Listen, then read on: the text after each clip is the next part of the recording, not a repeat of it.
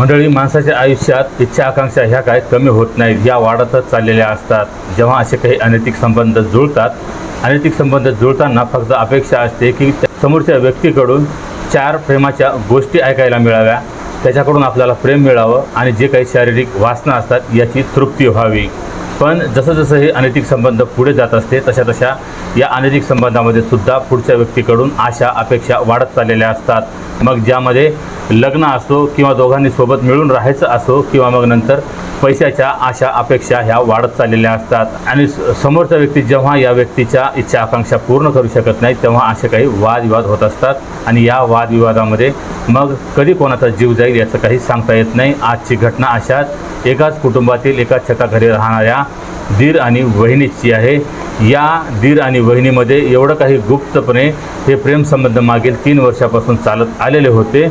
आणि या प्रेमसंबंधाचा शेवट एवढा भयंकर झाला की या महिलेला आपला जीव गमवावा लागला आणि या महिलेची एके दिवशी हत्याही झाली आणि त्या महिलेचा मृतदेह पाण्यामध्ये बुडवून आठवडाभर ठेवण्यात आला. आणि त्यानंतर जेव्हा त्या महिलेच्या माहेरच्या कुटुंबियांनी सर्व सासरच्या मंडळीवर तक्रार दाखल केली की सासरच्या मंडळीकडून या आमच्या मुलीवर अत्याचार होत होता, तिचा छळ होत होता, तिला पैशाची मागणी होत होती, ह्यासाठी महिलेनं स्वतःला संपवलं आहे, तिनं आत्महत्या केली आहे. अशा प्रकारे संपूर्ण कुटुंब हे तुरुंगामध्ये अडकवलं गेलं होतं. पण जेव्हा पोलिसांनी या संपूर्ण घटनेचा सखोल तपास केला तेव्हा मात्र हे जे गुप्तपणे अनैतिक संबंध सुरू होते याचा उलगडा झाला.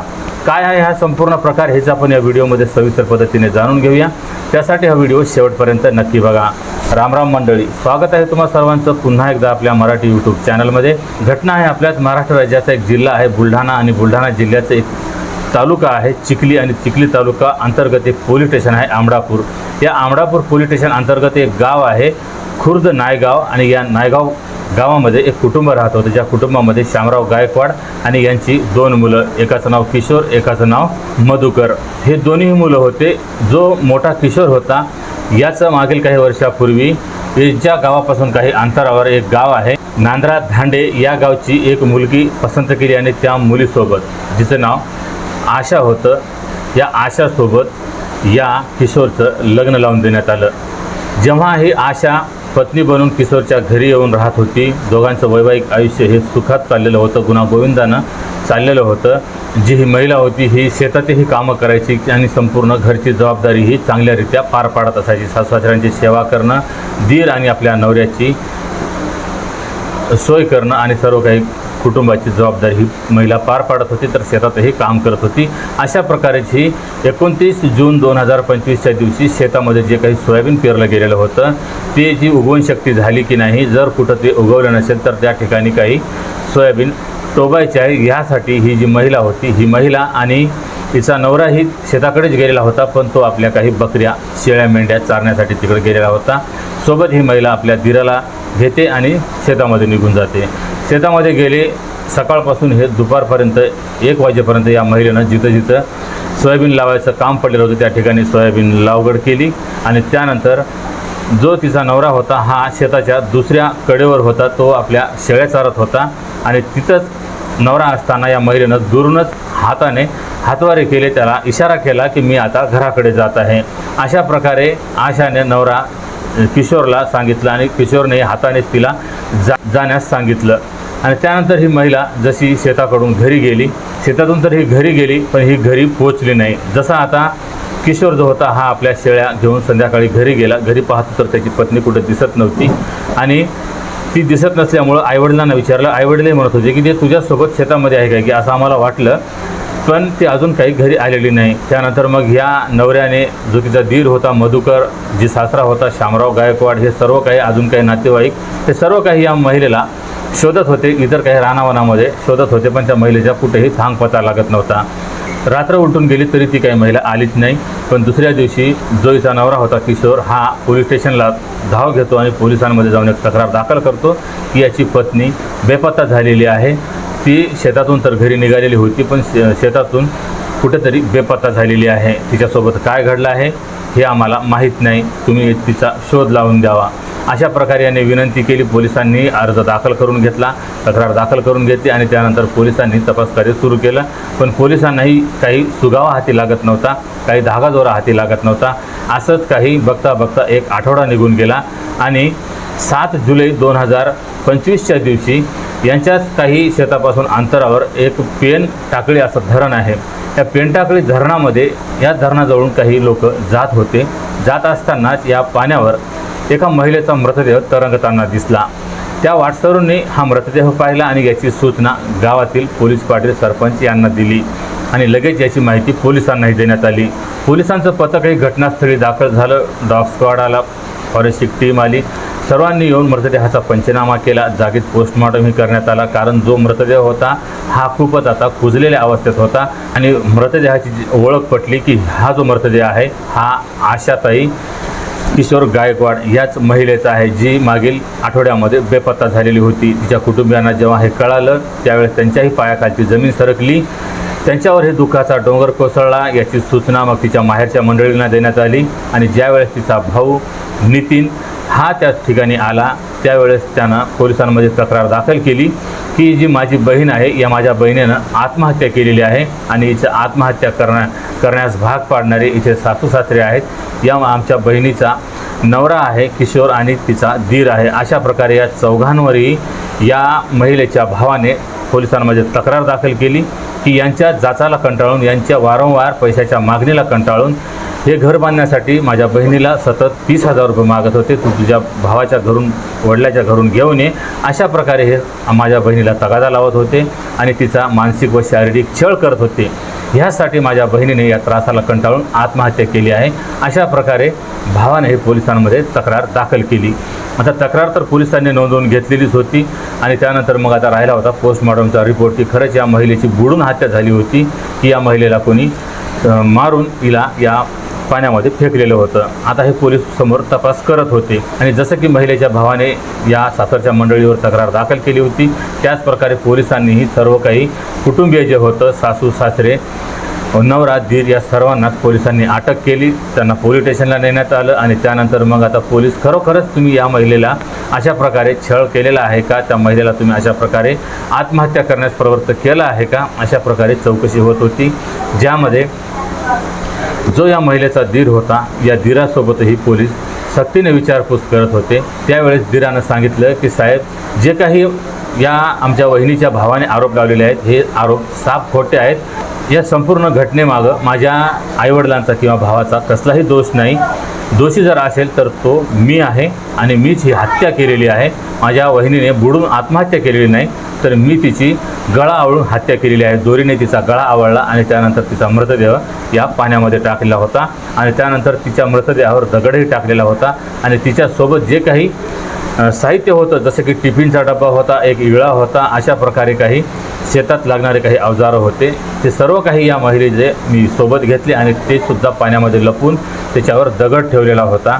अशा प्रकारे मी त्या महिलेची हत्या केलेली आहे. माझ्या वडिलाचा, माझ्या आईचा आणि माझ्या भावाचा काहीही दोष नाही आणि जे काही झालं ते मी तुम्हाला सविस्तर पद्धतीने सांगणार आहे.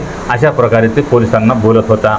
पोलिसांनाही नवल वाटलं की ज्या प्रकरणाला आपण आत्महत्या समजत होतो ही तर दीराने केलेली हत्या आहे. मग आता पोलिसांनी याचं कारण विचारायला सुरुवात केली.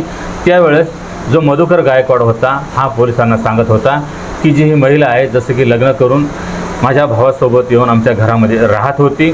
सुरुवातीला माझ्या भावाचे आणि वहिनीचे खूप एकमेकांवर प्रेम होते, दोघांमध्ये खूप जिव्हाळा होता. ज्या प्रकारे हळूहळू दिवस पुढे जात होते त्या प्रकारे माझ्या वहिनीच्या इच्छा आकांक्षा या काही अपूर्ण राहत होत्या. माझ्या वहिनीचं मन माझ्या भावाकडून कमी होत चाललेलं होतं, तर मी घरामध्येच राहत होतो. माझ्या वहिनीमध्ये आणि माझ्यामध्ये थट्टा मस्करी चालत होती, दोघांमध्ये गप्पा गोष्टी रंगत होत्या. वहिनी आणि दीराचा नाता असल्यामुळं आमच्यामध्ये चांगलीच काही थट्टा मस्करी होत होती आणि हीच थट्टा मस्करी, हेच काही दोघांमध्ये गप्पा गोष्टी होत होत्या. ह्या आम्हा दोघांनाही एवढ्या काही जवळ घेऊन आल्या आणि त्यानंतर आमच्या दोघांमध्येच प्रेमसंबंध जुळले, दोघांमध्ये अनैतिक संबंध जुळले आणि त्यानंतर मग दोघांमध्ये लपून छपून, जसं की घरी कोणी नसेल त्यावेळेस शारीरिक संबंधही होत होते. अशा प्रकारे हे जे अनैतिक संबंध होते हे मागील 3 वर्षापासून चालत आलेले होते आणि याची घरातील एकाही व्यक्तीला किंचितसुद्धा भनक लागलेली नव्हती. अशा प्रकारे हे अनैतिक संबंध आमचे चालत आलेले होते.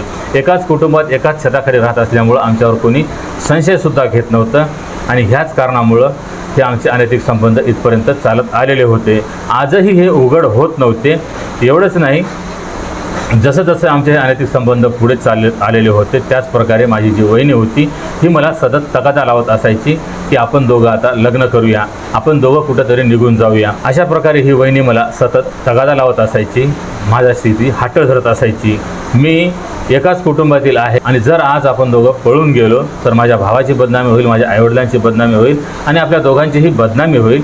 ह्यासाठी जे काही आपल्या दोघांमध्ये अनैतिक संबंध आहेत असेही आपल्या दोघांना कोणी रोकटोक करत नाही आणि दोघांमध्ये आपले हे जे अनैतिक संबंध आहेत हे सुरळीत पद्धतीने चालू आहेत आणि अशाच प्रकारे आपण हे चालू राहू देऊया.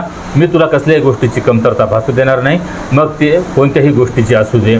अशा प्रकारे जो तिचा दीर होता म्हणजेच मधुकर होता तो आशाला समजावून सांगण्याचा प्रयत्न करायचा आणि ह्यामध्येच ही महिला काही दिवस शांत राहायची आणि परत या महिलेनं त्याच्याकडं अशाच प्रकारे हट्ट धरायचा की आपण लग्न करूया. आता या महिलेचा जो नवरा होता हा नेहमी आपल्या शेळ्या घेऊन शेतामध्ये जात असायचा, तर जो हा लहाना दीर होता हा मोकळा असायचा, शेतामध्ये काम करायचा, तर कधी गावामध्ये फिरस्ती काम करत असायचा. ह्या कारणाने हा कधीही मोकळा असायचा. जर महिलेला कुठेही बाहेर जायचं असेल त्यावेळेस ही महिला आपल्या दीराला सोबत घेऊन दुचाकीवर जात असायची आणि ही दीर आणि वहिनी हे दोघेच कुठेही बाहेर काही इतर नातेवाईकांच्या इथं असो किंवा मग इतर काही कामानिमित्त असो हे दीर आणि वहिनी दोघेही फिरायचे. अशा प्रकारे या दोघांनाही घरातून खुली सूट होती. ह्यासाठीच तो दीर जो होता वहिनीला आपल्या वारंवार समजावण्याचा प्रयत्न करायचा की आपण दोघं पळून नाही जायचं, दोघांनी लग्न नाही करायचं. पण वहिनी जी होती वारंवार हट्ट धरायची आणि एके दिवशी मग अशाच प्रकारे वहिनीने खूप हट्ट धरला की आपण काहीही असो, सोबत जरी राहत असो, घरामध्ये जरी राहत असलो तरी आपण दोघं लग्न करूया. आणि एके दिवशी त्यानेही सांगितले की चला आपण दोघेही जाऊन लग्न करूया. अशा प्रकारे त्याने एके दिवशी वहिनीला सोबत घेतलं आणि मेहकर तालुक्यामध्ये एक मोळी गाव आहे, या मोळी मंदिरामध्ये जाऊन या दोघांनी लग्नही केलं असं त्या दीरानं पोलिसांना सांगितलं.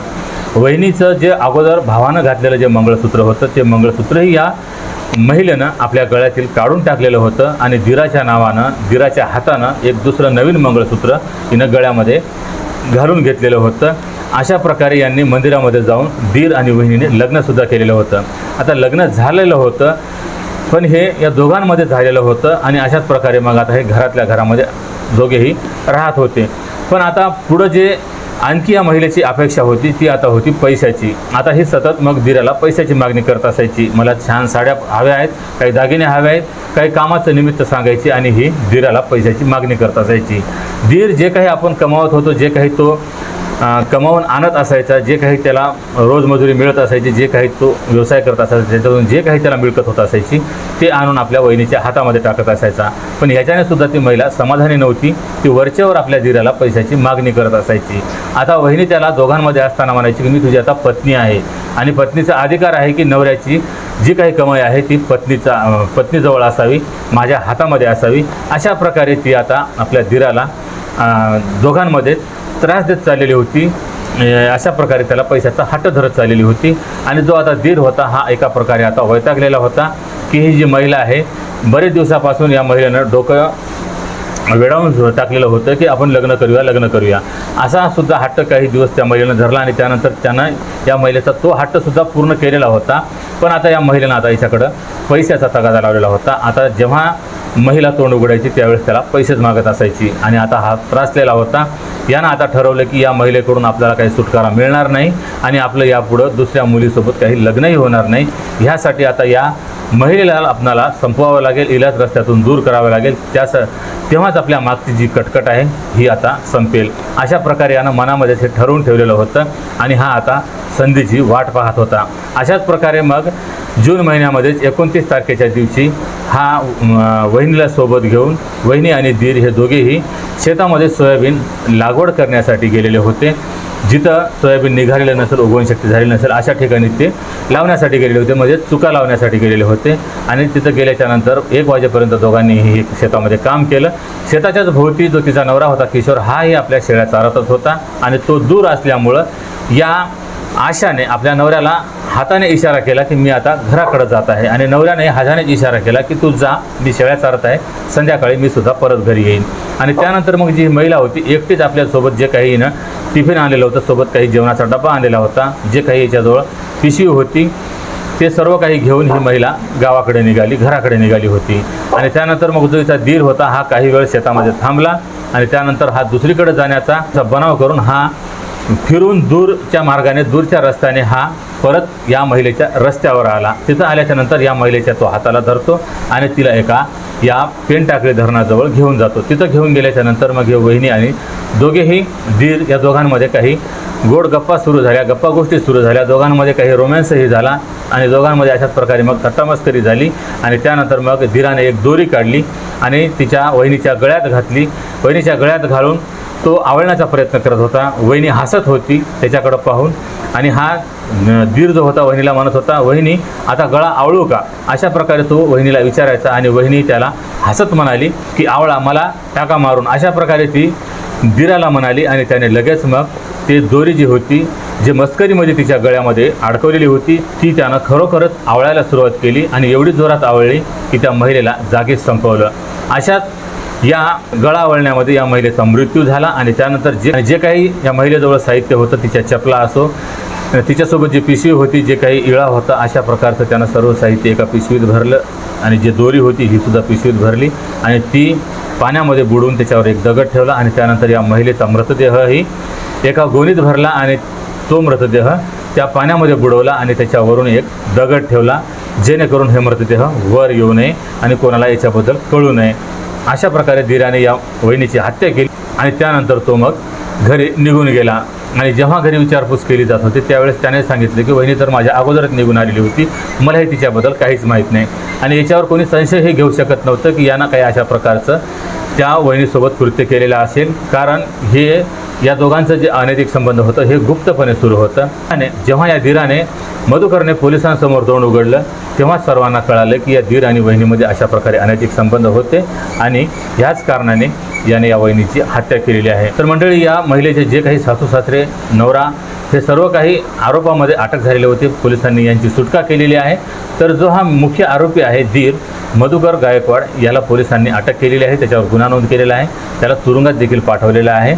तर मंडळी, ही संपूर्ण घटना तुम्हाला ऐकवण्यामागचा उद्देश कोणाच्याही भावना दुखावणे किंवा कोणालाही बदनाम करणे हा नसून फक्त अशा घटनांपासून तुम्हाला सतर्क करणे, सावध करणे हाच आहे. आणि या संपूर्ण घटनेबद्दल तुमच्या प्रतिक्रिया कमेंटमध्ये अवश्य कळवा. आणि जर हा व्हिडिओ, ही माहिती आवडली असेल तर व्हिडिओला लाईक आणि चॅनलला सबस्क्राईब करायला विसरू नका. भेटूया पुन्हा एका अशाच नवीन व्हिडिओमध्ये.